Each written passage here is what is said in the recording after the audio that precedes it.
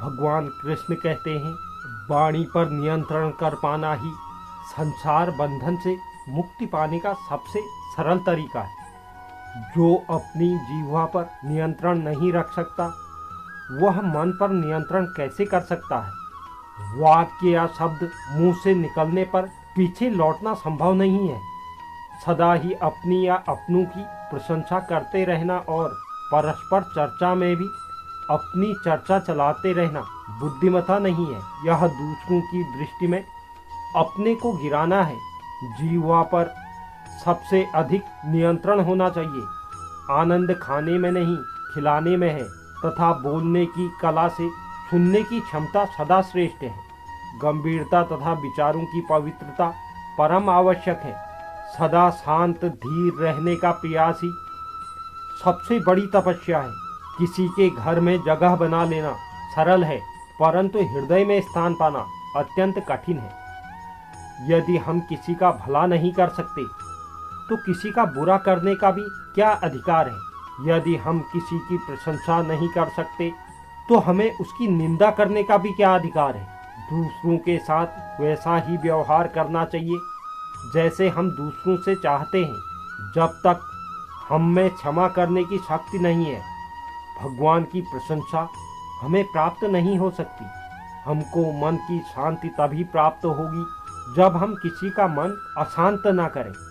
जीवा को हमेशा बस में रखना चाहिए। एक बार दो मित्र थे, उसमें से उसके एक मित्र ने आम भेजे, तो जिसे आम भेजे थे उसकी पत्नी ने आम धोकर अपने पति के समक्ष रखा।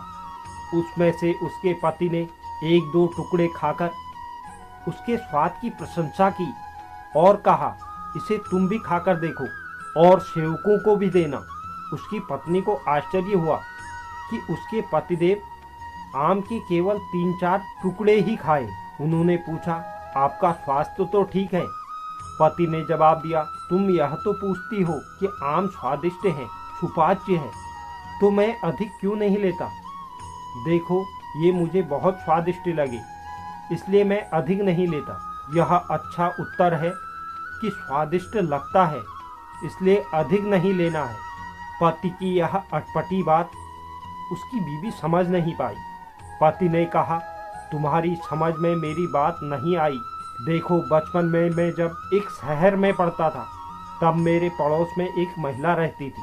वो पहले संपन्न परिवार की सदस्य रह चुकी है, किंतु भाग्य के फेर से संपत्ति नष्ट हो गई। किसी प्रकार अपना और पुत्र का निर्वाह हो, इतनी आय उसकी थी। वो अनेक बार जब अकेली होती, तब वह अपने आप कहती थी, मेरी जीभ बहुत चटुरी हो गई है।